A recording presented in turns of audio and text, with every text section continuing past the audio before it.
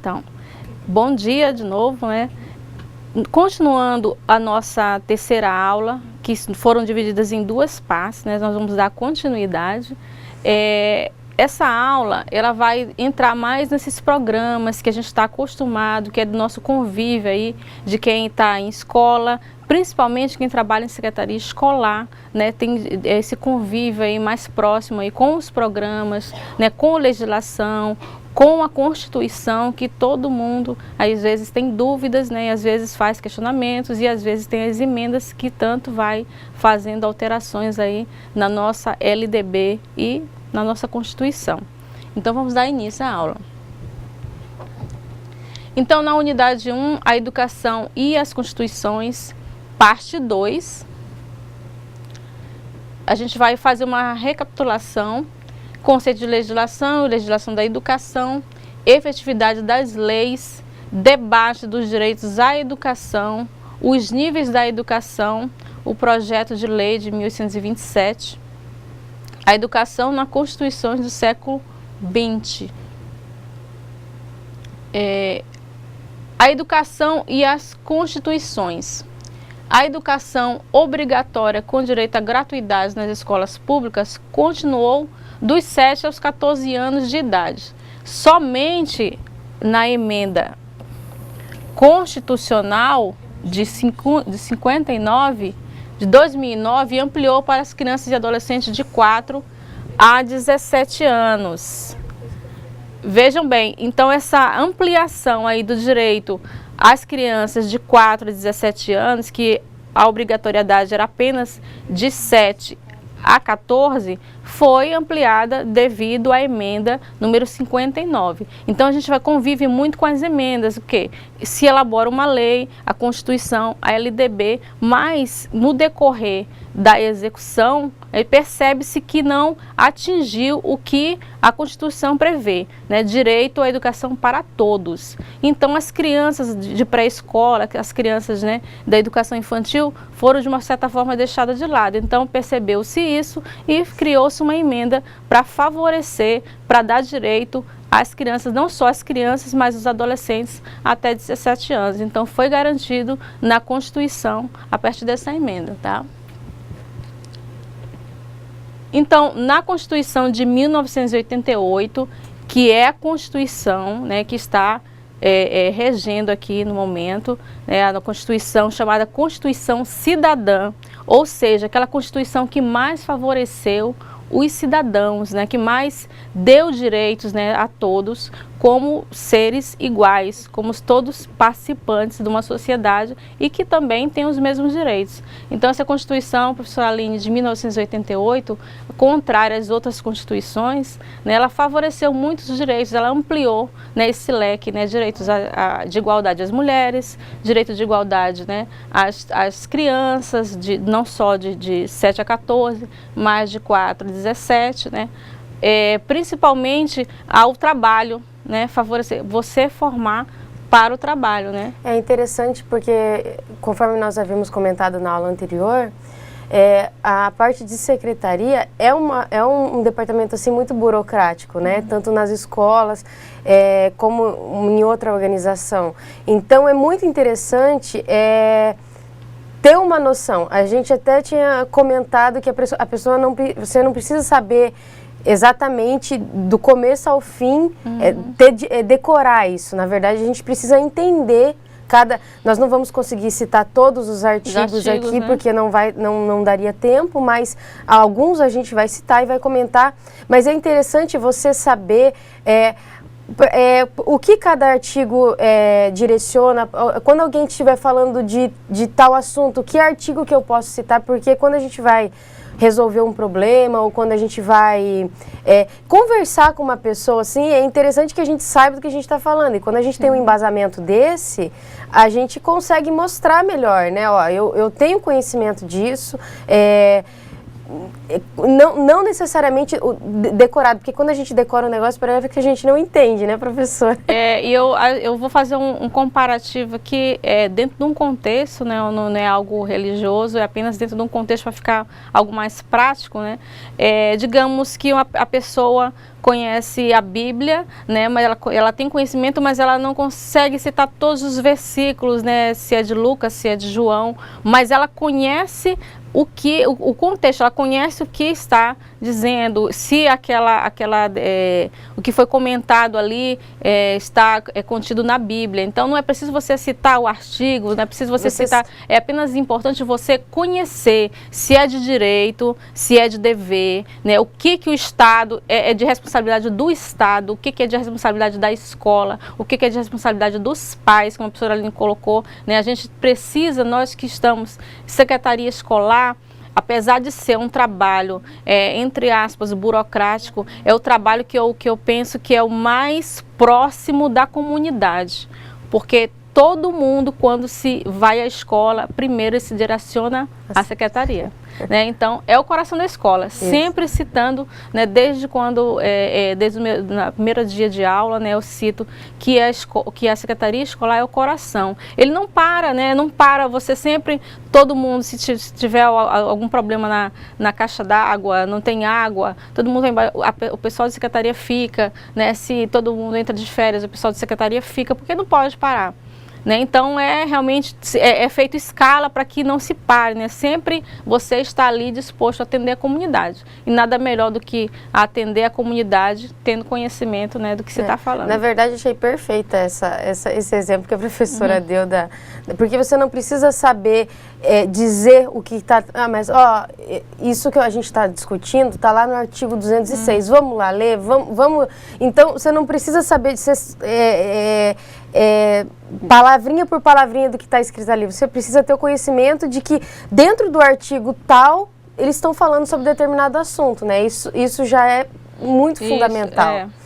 A gente convive muito com questões que envolve a Constituição, que envolve a LDB e que envolve as portarias que são enviadas da SEDUC e CEMED, né? Então, você também tem que ter conhecimento, né, para poder atender a comunidade, que a comunidade é leiga, né? Quem tem que saber, né, sobre determinados assuntos são as pessoas que trabalham, né, que estão ali para trabalhar em cima desse assunto. Então, a gente tem que dar esse crédito para a comunidade, dizer, olha, a gente vai lhe atender, a gente está trabalhando dentro dessa normativa, dentro dessa portaria, de acordo com o LDB, mas sabendo o que está falando, que realmente é um estudo, né? Continuamente estudo e sempre estudando, porque sempre está mudando portaria, né? Todo ano a gente tem uma mudança aí de portaria, né? Alguma alteração, né, que a gente vai ver para frente, por que altera tanto, por que a portaria, o que é a diferença entre uma e outra, a gente vai poder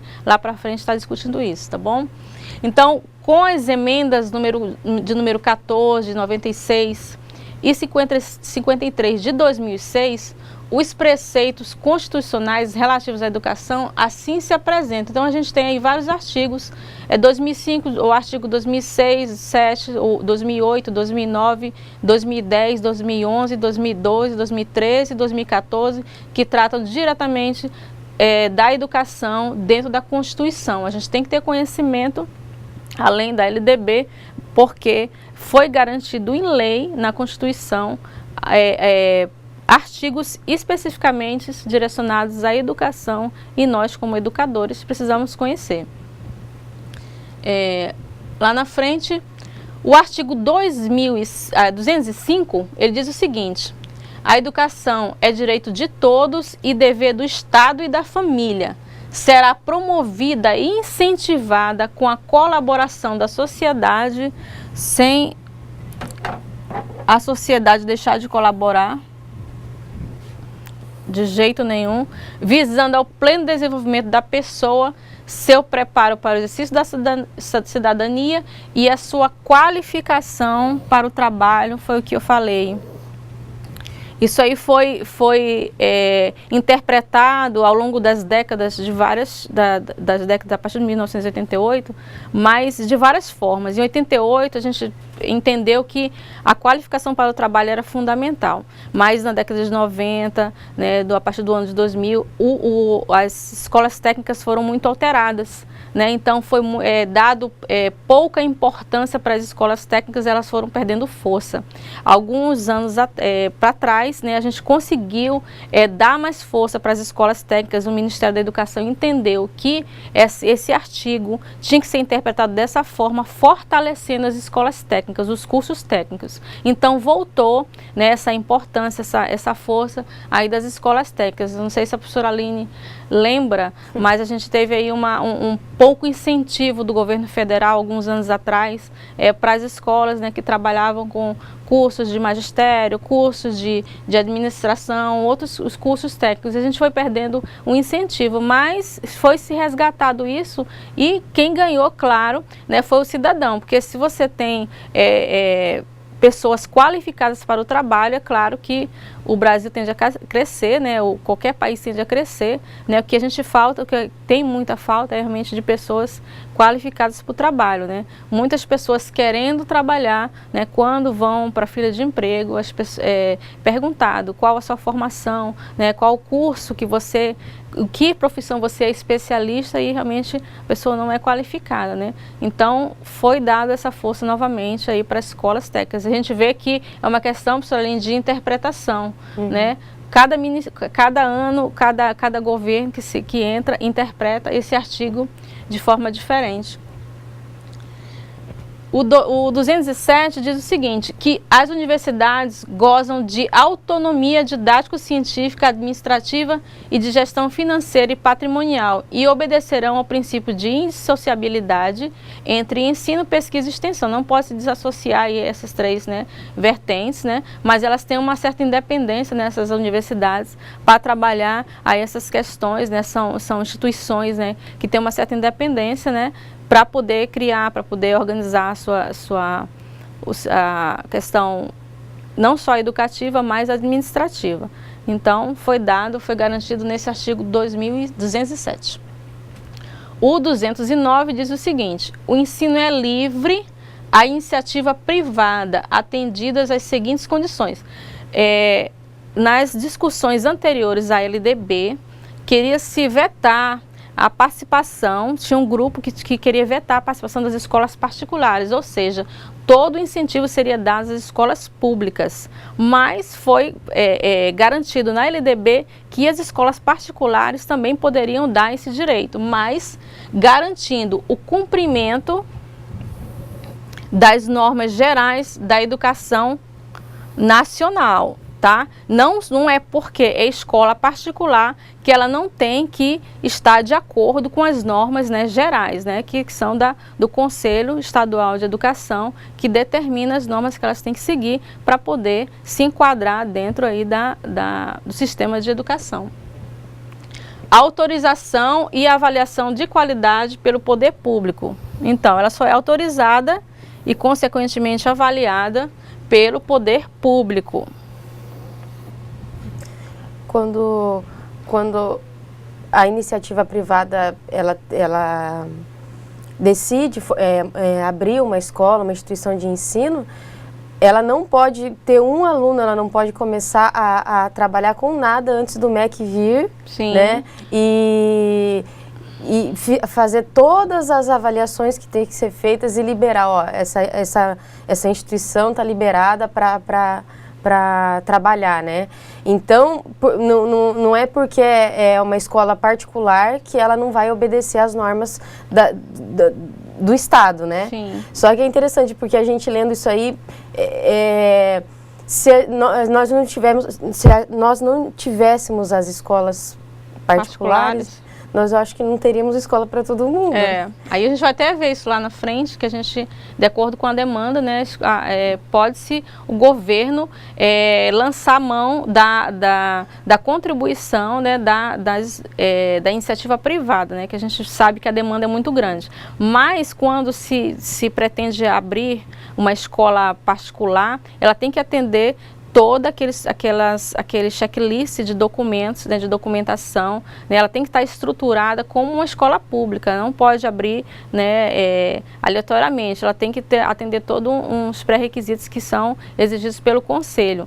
Tá? Então, toda escola ela tem que ter o seu projeto político-pedagógico, ela tem que ter um laudo do bombeiro, ela tem que ter o quadro de funcionários completo. Então, essa forma de obedecer são normas gerais, né, do sistema educacional, né, que são garantidas dentro da Constituição. Então, a gente sabe que muitas escolas particulares, né, estão deixando a desejar, não obedecem, mas não estão dentro da lei. Então, a gente tem que, não só a escola pública é cobrada, como também a escola particular. No artigo 211 diz o seguinte: a União, os Estados, o Distrito Federal e os municípios organizarão em regime de colaboração seus sistemas de ensino.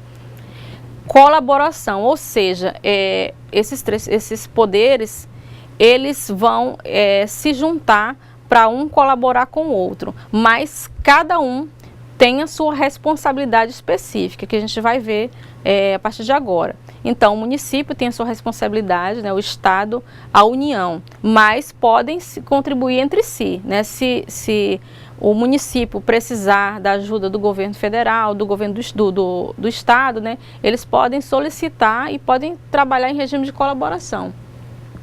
Diz o seguinte, o primeiro parágrafo: a União organizará e financiará o Sistema Federal de Ensino e dos Territórios e prestará assistência técnica e financeira aos estados, ao Distrito Federal e aos municípios para o desenvolvimento de seus sistemas de ensino e o atendimento prioritário à escolaridade obrigatória. Os municípios atuarão prioritariamente no ensino fundamental e pré-escolar, né? Ensino fundamental, a pré-escola, educação infantil e o ensino de 1º a 5º ano é de prioridade do município. E a gente sabe que o município muitas vezes não está atendendo a demanda de creches, né? de pré-escola, né? do ensino fundamental em si. Então, mas é de responsabilidade. Apesar do Estado também estar colaborando aí com a educação infantil, mas a responsabilidade, nesse caso, é do município.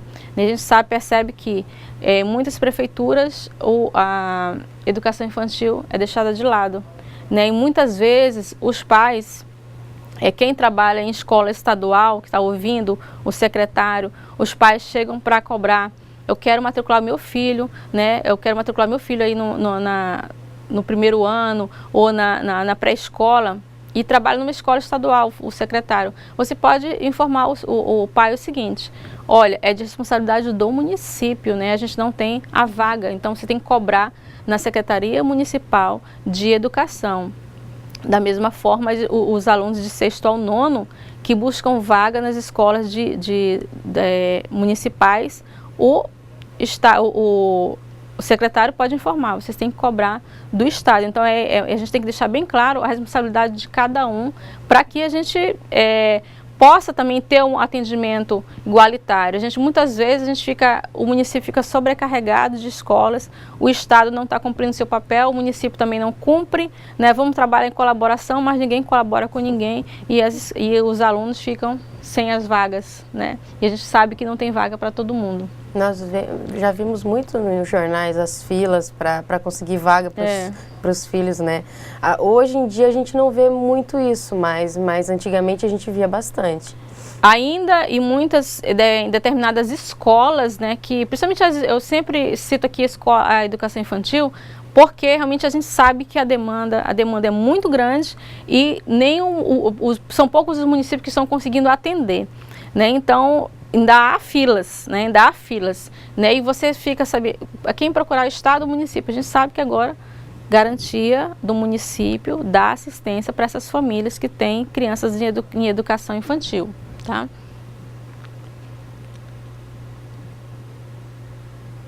O artigo 214.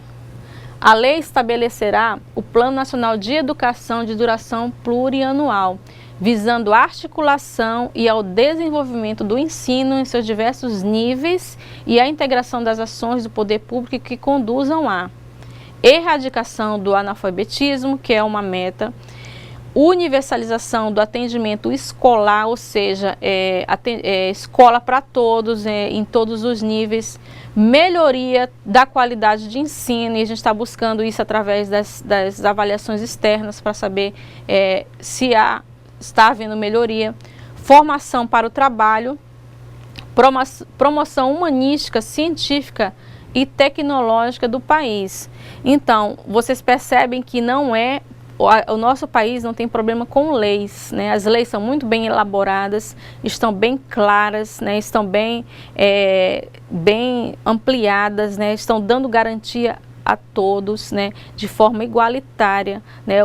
Utilizando todos os níveis de ensino. Mas o que está faltando é realmente um comprometimento aí do poder público com a nossa Constituição.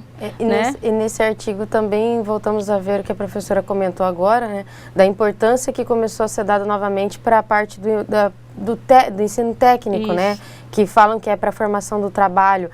Eu acho muito importante o programa de aprendiz do menor aprendiz, porque hoje em dia o jovem de 14, 16 anos, ele parece que não é mais a mesma coisa que o jovem de antigamente. Eles são muito mais inteligentes, muito mais espertos. Eu com 14 anos não tinha a mesma cabeça num jovem de 14 anos de hoje.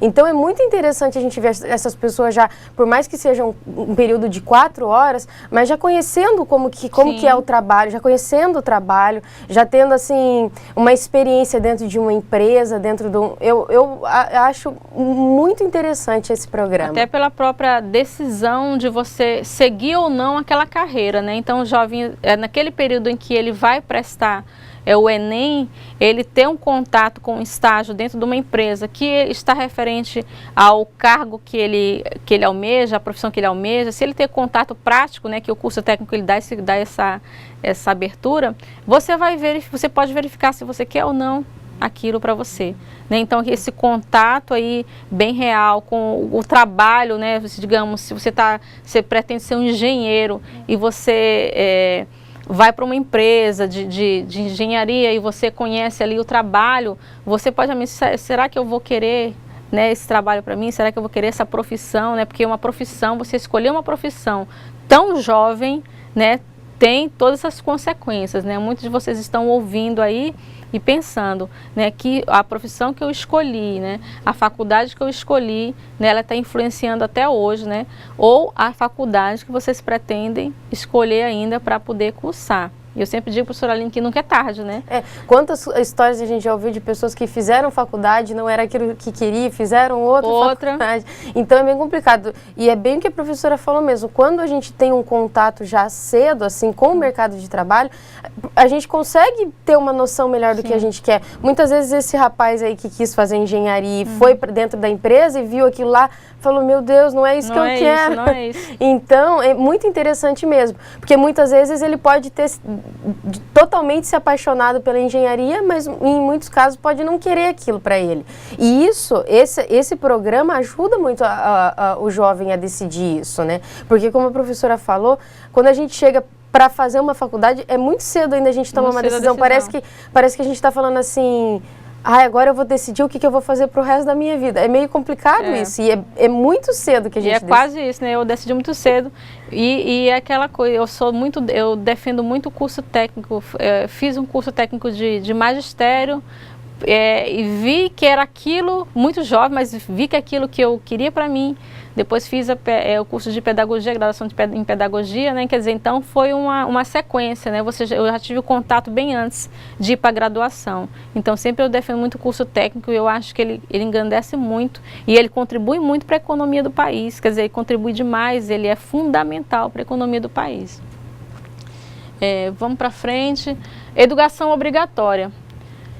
A matrícula é gratuita nas escolas públicas de educação básica, é direito de todo cidadão, né, porque a Constituição Cidadã garante isso, portanto não pode ocorrer qualquer distinção entre os indivíduos, tampouco obstrução à sua oferta.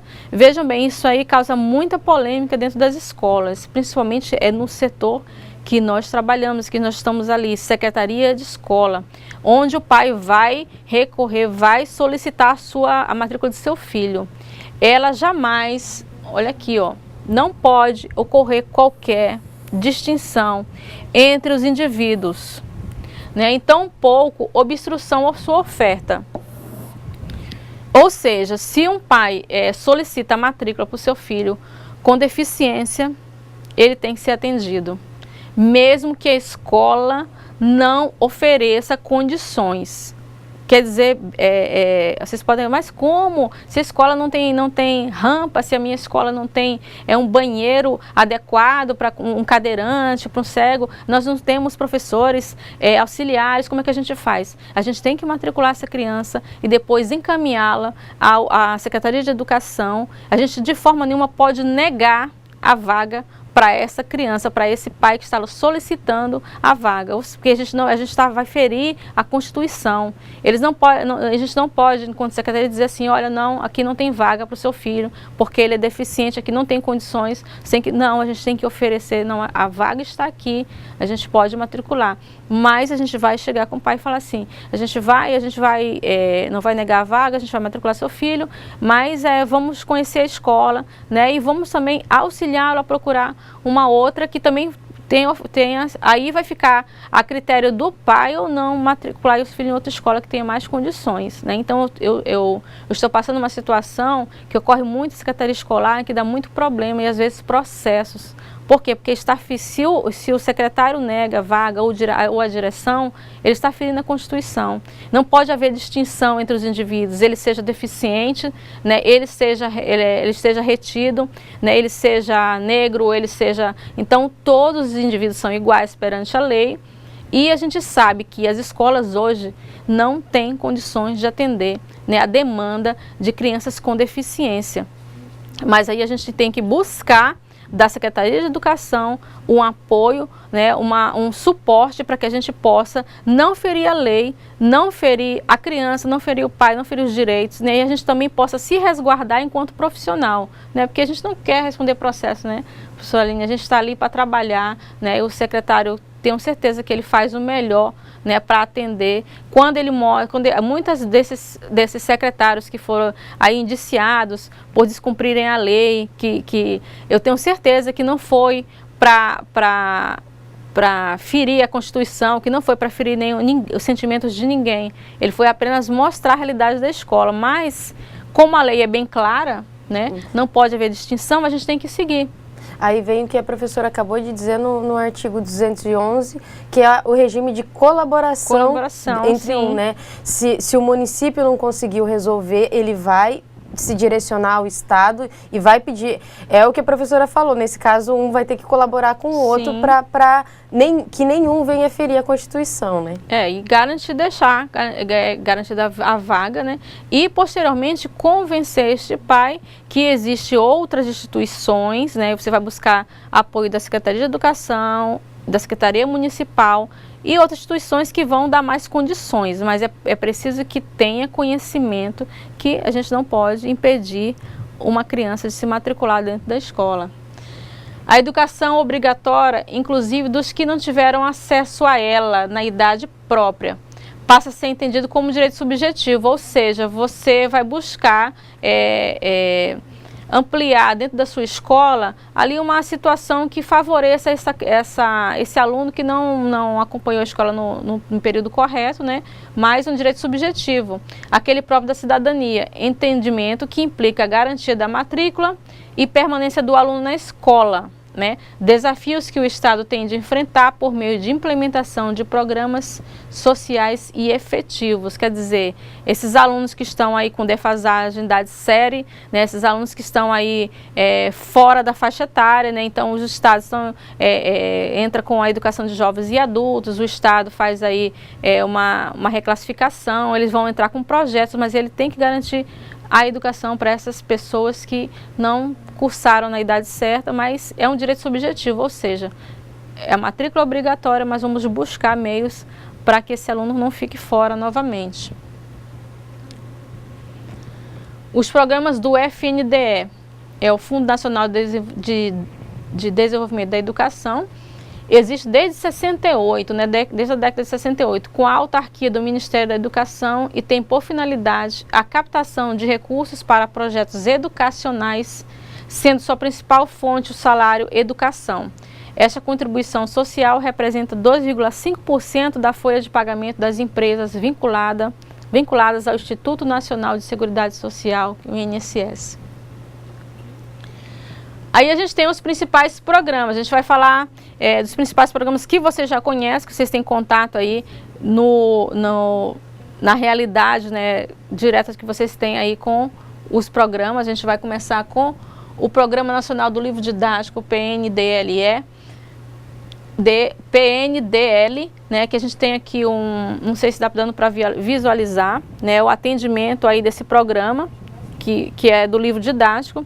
E a gente sabe que no Sudeste, a gente tem uma maior oferta em consequência do número de alunos, claro, né? 52.672.572 livros, né, oferecidos no Sudeste. E a menor oferta é no Norte também, em decorrência do número de alunos da população, né? 15.632.141 livros oferecidos, né? Então a gente tem ofertas em todo o Brasil.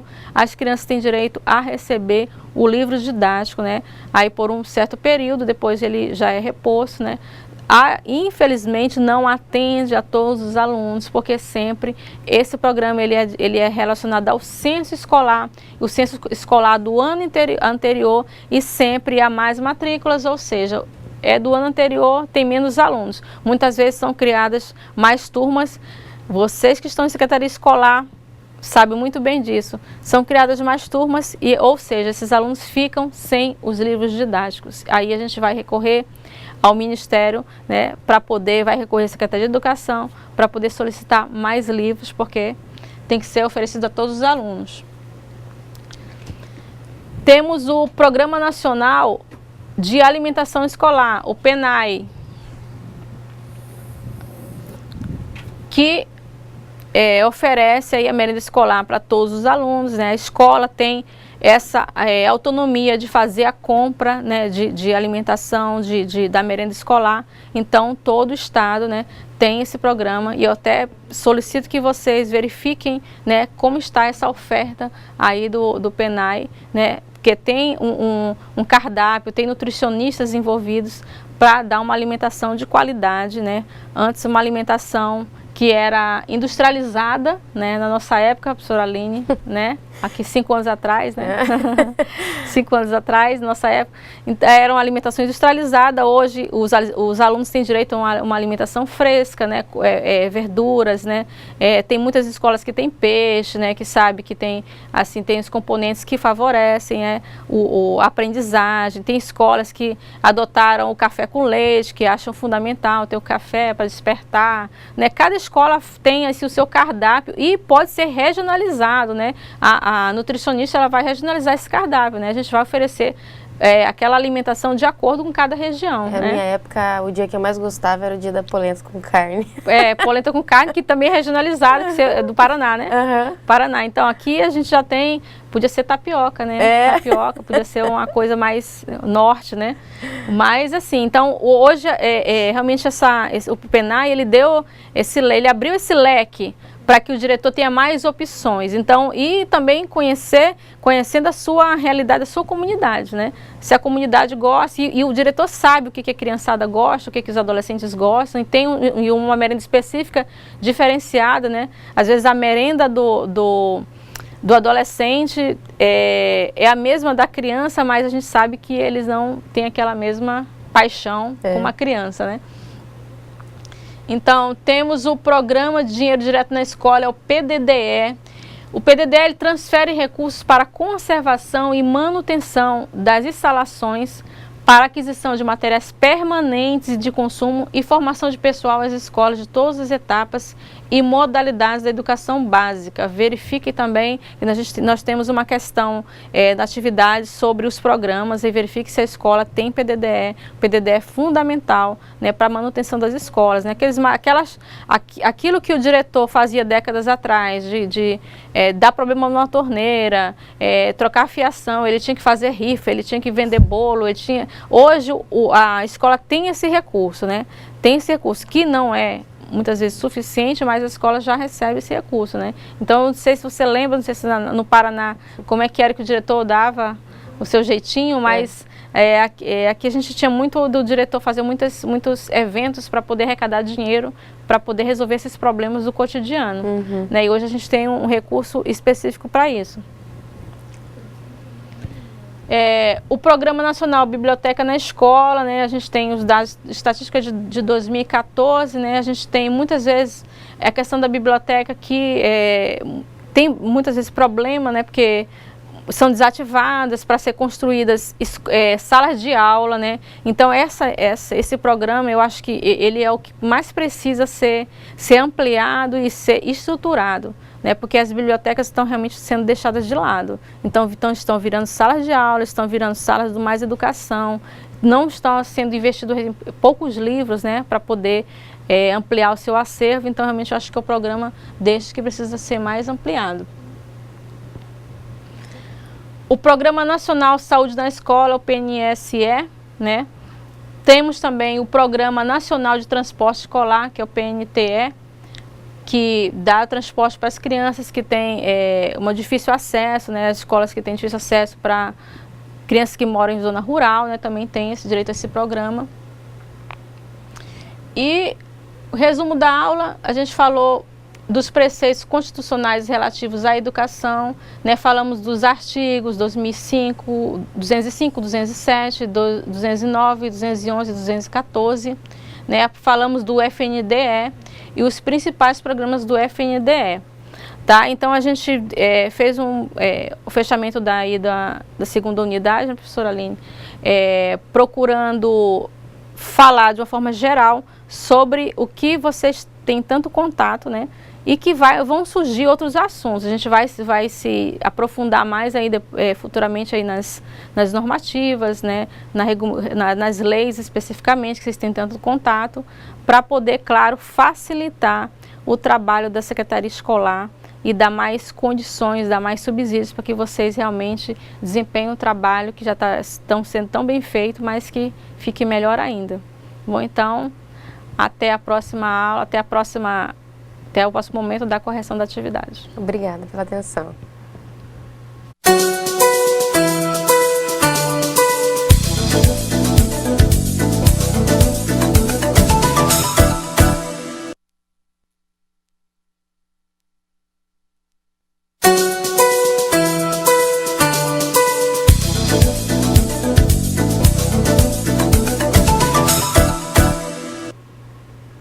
Olá, de volta para o momento da correção das atividades.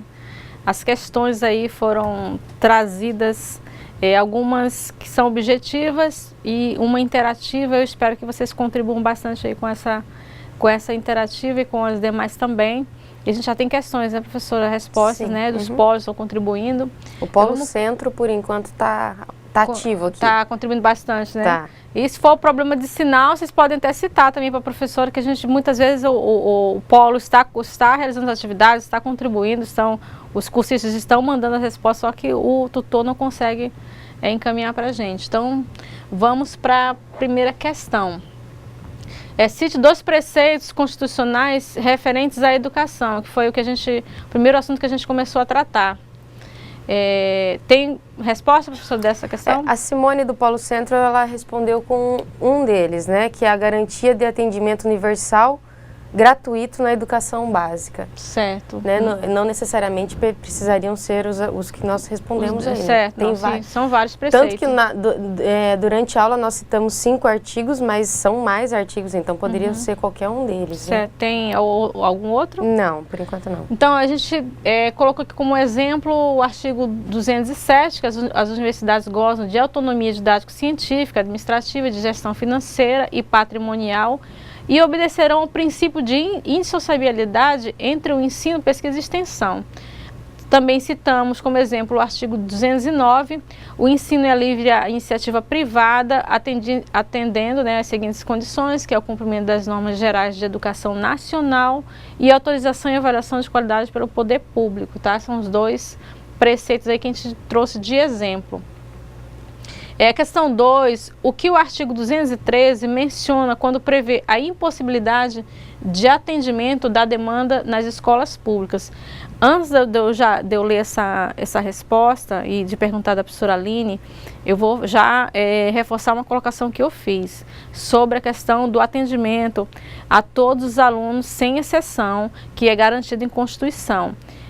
Deixar bem claro, tem muitas escolas, quer dizer, a grande maioria das escolas, né, eu acredito que 90% não tem condições de atender alunos com deficiência, né, as diversas deficiências, né, alunos cadeirantes, aluno com deficiência visual, auditiva, né, falta de pessoal, falta de estrutura física da escola, né, falta de uma estrutura pedagógica. Então, realmente, a demanda cresce, né, e a escola e o Estado não está dando subsídios para que essa escola atenda essas crianças da melhor forma possível. E o que eu quis deixar claro é o seguinte: a gente precisa, enquanto profissional, nos resguardar enquanto fazedor da parte, né, que é educacional, não permitindo que essa vaga seja negada. Como a gente faz isso, né? Quando o pai se direciona à secretaria da escola requisitando a vaga, a gente não pode dizer que não vai, né, fornecer a vaga. A gente chama o diretor, né, e conversa com o pai e fala assim que a vaga é oferecida a ele pode se matricular, mas a gente vai ter toda uma cautela para poder encaminhá-lo também para a SEDUC, para que ela encaminhe o aluno para uma escola que tenha mais estrutura, e principalmente se esse aluno for um aluno cadeirante, né, for com deficiência visual, que a gente precisa de toda uma estrutura, principalmente física, para atender esse aluno. Então, é sempre a minha preocupação, e da professora Aline, resguardar o profissional, né, da secretaria, que muitas vezes ele se coloca numa situação difícil, né, por tentar cumprir a lei, né, de fornecer essa vaga, e às vezes o diretor questiona, mas como você deixa um aluno que a gente não tem estrutura, mas o secretário sabe que essa vaga não pode ser negada. É uma situação difícil, complicada, mas a gente precisa entrar num consenso para que a gente não fira a lei, mas também não receba o aluno aleatoriamente. A gente precisa dar condições para esse aluno. A gente falou em ferir a lei, a gente não pode ferir a lei e nem o direito do aluno, né? Exatamente. Porque todo aluno tem o direito, toda pessoa tem esse direito, né? Então é o que a professora falou, vai da colaboração do município com o Estado para resolver isso, para colocar ele num lugar adequado, que é, como a professora citou, tenha o espaço físico adequado, por exemplo, se for deficiente visual, você tem que ter um outro material pedagógico. Então, fica em responsabilidade do município com o Estado, para essa colaboração de um com o outro, né? A gente não pode ferir a Constituição e nem o direito do aluno. Sim. Eu estava comentando com a professora Aline aqui no intervalo, eu trabalhei em uma escola que tinha, só em um turno, nós tínhamos escola com 9 deficientes, com alunos com 9 alunos com deficiência, né? 9 alunos especiais, então, de diversas deficiências, autistas, cadeirantes, né? E tínhamos falta de pessoal, tínhamos falta de estrutura física, a escola não tinha banheiro adequado, a escola não tinha as portas, né, necessárias portas adequadas para passar a cadeira, né, a cadeira de rodas, não tínhamos professores auxiliares, né, então a gente requisitou o Ministério Público e o Ministério Público disse, né, a resposta, infelizmente, que não tinha, que essa não era a única escola, tinham muitas escolas e que ia fazer o possível para atender, isso era um trabalho demorado. Então a gente recebeu, né, a gente foi trabalhando com a família acabou encaminhando aos poucos para escolas que eram polos, né, que tinham também a sala de recursos. Então essa parte da secretaria é delicada, né, do oferecimento das vagas e da não negação dessas vagas, tá bom? Então, na questão 2, quando prevê a impossibilidade do atendimento da demanda das escolas públicas, o que se faz, né? Prevendo a impossibilidade de atendimento da demanda das escolas públicas, autoriza a matrícula com ônus para o Estado. Então, o Estado vai financiar, né, essa matrícula, né, em espaços escolares não públicos, né, vão ver comunitários, confessionais ou filantrópicos. Essa prática tem sido confirmada tanto na educação básica, que é com recurso do Fundeb, como na educação superior pelo programa da Universidade para Todos, o ProUni, que é bem conhecido. E a gente tem alguma mais contribuição dessa questão 2, professora? Que foi o que a Aparecida do Polo Centro respondeu, que os recursos públicos serão destinados às escolas públicas, podendo ser dirigidos às escolas comunitárias, confessionais ou filantrópicas, definidas em lei. Então a gente verifica também alguns programas aí dessa forma, né? As escolas de línguas, né? O Estado tem projetos que financiam a matrícula dessas crianças em escolas de línguas estrangeiras. Então a criança vai fazer um curso de inglês, um curso de espanhol financiada pelo Estado, ou seja, o Estado não tem espaço, não tem pessoal para trabalhar com essas crianças, ele se prevalece dos espaços privados, né, mas sendo com ônus para o Estado. Então isso aí é uma prática legal e garantido dentro da Constituição, ou seja, o que importa é garantir, né, a educação para todos. Agora, como vai ser estruturada, isso aí o Estado, o município, cada região vai se adequar e vai procurar a melhor forma. Como nós conversamos durante a aula, né, professora, quando o artigo cita que vai entrar nisso as instituições privadas, pensa que a quantidade de universidades que a gente tem, e tem muitas pessoas ainda fora das universidades, né? Então tem que ter isso, porque senão não teria como o governo suprir a demanda para tanta gente, né? O governo lançou mão das universidades particulares, né? Utiliza muito as universidades particulares ganharam muita força, porque foi se investido muito em educação superior. Então, isso também garantido em lei, pode-se haver também esse auxílio do Estado para com as empresas privadas, né, que são as universidades. Isso está favorecendo muitos alunos, porque jamais só uma instituição federal, né, estadual vai dar conta de tanta demanda, de tantas pessoas que hoje procuram a educação superior para, claro, entrar no mercado de trabalho mais qualificado. Tá bom? Questão 3. Qual a finalidade do FNDE? Cite 2 dos seus programas. A gente vai falar da finalidade, depois a gente vai citar alguns dos seus programas financiados pelo FNDE. Tem contribuição? Sim, a Aparecida do Polo Centro. Tem por finalidade a captação de recursos para projetos educacionais, sendo sua principal fonte o salário educação. Certo. E daí ela citou os programas, o PNLD, que é o Programa Nacional do Livro Didático, e o PNAE, que é o Programa Nacional de Alimentação Escolar, que é o PNAE, né? PNAE que fala. Que é exatamente a resposta que a gente colocou. Exatamente, a gente colocou aqui os mesmos, né? Só que o PDDE, que a gente fez diferente, né?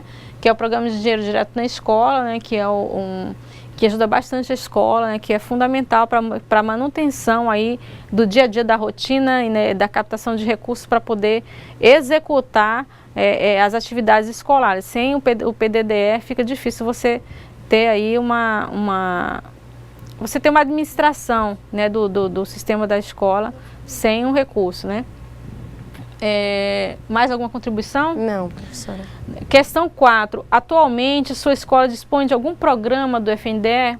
Então, quais seriam eles? Na sua opinião, qual a importância desses programas para as escolas? Então, verifique se a sua escola tem algum desses programas, com certeza tem, né? E a gente nem digamos, pode esperar que a escola não tenha pelo menos um programa desses, né?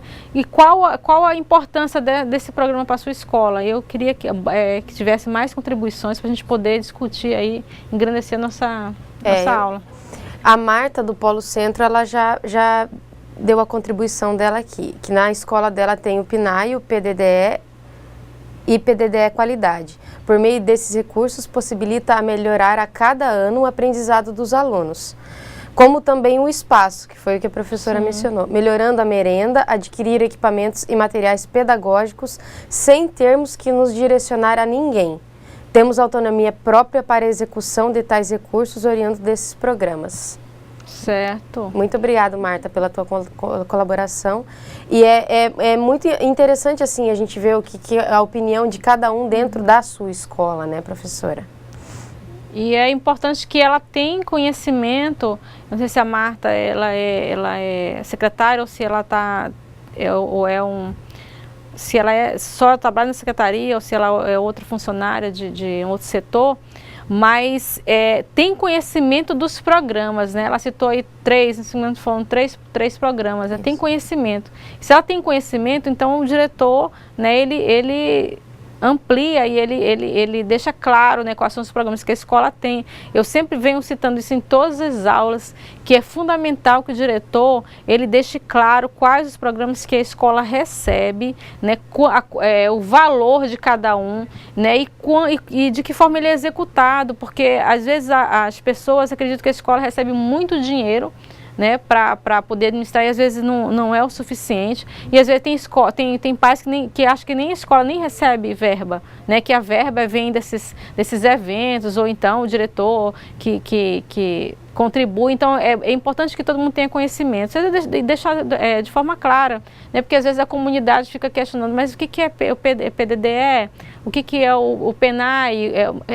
Tantos P's, né, que quem está fora desse meio não sabe o que cada um significa. É importante que cada um tenha realmente a definição para a comunidade, explique, requisite a participação da comunidade, a opinião. E eu sempre reforço, quando você participa de alguma decisão, você se sente envolvido. Se você se sente envolvido, você realmente vai coletar meios para que tudo aconteça, né? E quando você não participa, quando você se sente excluído, você parece que você fica ali querendo torcer contra, né? Você não contribui nada. Então é importante envolver todo mundo, né? Principalmente a comunidade que vê na escola ali uma forma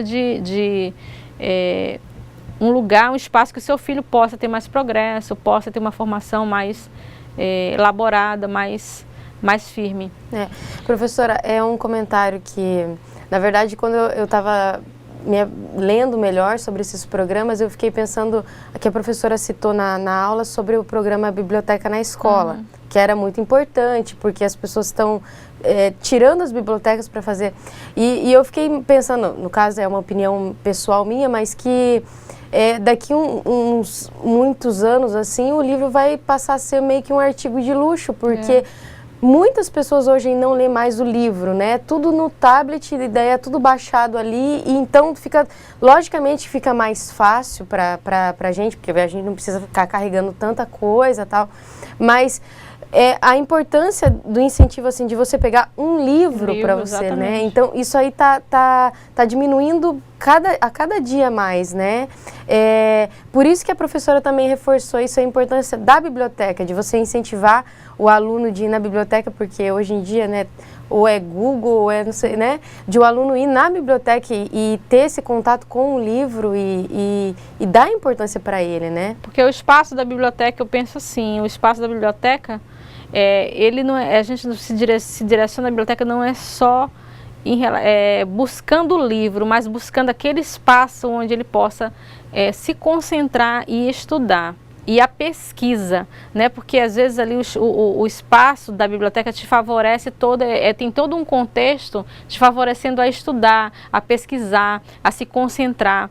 Não é igual você ter um livro, manusear e você baixar esse mesmo livro num tablet. Você vai estar deitado na cama, você vai estar ali com a TV ligada, com o som, ou alguém falando. Agora, se você se direcionar ao espaço da biblioteca, se torna mais engrandecedor, você vai se tornar até um hábito, é igual ir à academia, né?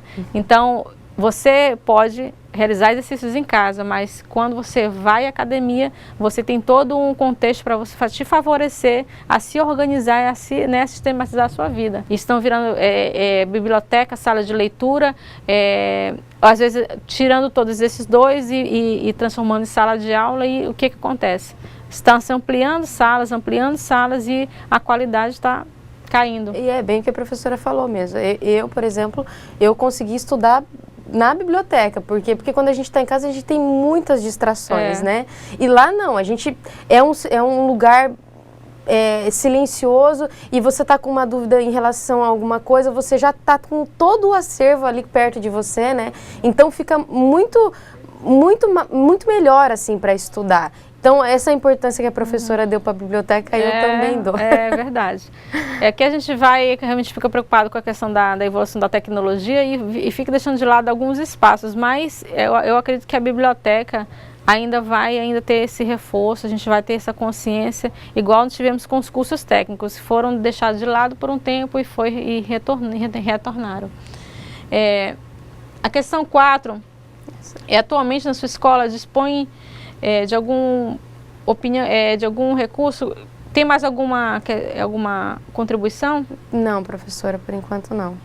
Era interessante que as escolas se manifestassem para saber assim, se tem alguma escola que não está recebendo determinado recurso por falta de prestação de contas. Isso acontece muito assim, você ter os recursos impossibilitados de chegar à escola por falta de prestação de contas. Esses recursos facilitam muito a vida da gestão e da comunidade escolar. Só que eles também são rigorosos na questão da prestação de contas. Então, se não acontece de forma correta, esses recursos são bloqueados, né? Então, quem é prejudicado são os alunos. Então, é importante verificar sempre se as prestações de contas estão em dias, né? Se tem uma pessoa que está destinada especificamente para isso, que o PROAF também prevê que você pode também fazer um pagamento de um profissional para fazer exclusivamente a prestação de contas, porque é algo que não é tão simples, né? Você precisa ter em mãos várias notas fiscais, documentos, etc. Então, é importante que a escola esteja em dia com a prestação de contas para poder receber todos os recursos, né? Quantas escolas aí estão com os recursos do Mais Educação bloqueados, né? Muitas crianças querendo participar do Mais Educação e não podem, porque os recursos estão aí na conta, mas bloqueados por falta de prestação de contas. Então, é importante a gente saber, né? Mas não teve aí nenhuma participação. Não, professora. Às vezes é falta de sinal, mas aí a gente fica aí, podem trazer na próxima aula e comentar também, trazer as perguntas que vocês, que a gente até solicitou na última aula sobre legislação, sobre alguma coisa que ficar em dúvida. E a gente, se não soubermos na hora, a gente pode ir em busca e trazer para vocês, né? Que a gente sempre às vezes a gente não tem conhecimento do determinado artigo, mas a gente sabe, né, o que é pertinente na lei, o que a lei proíbe, o que a lei favorece, a gente tem conhecimento, né, a gente se tiver alguma dúvida, a gente vai buscar e trazer para vocês. O importante é esclarecer. Obrigada, pessoal, e até a próxima aula.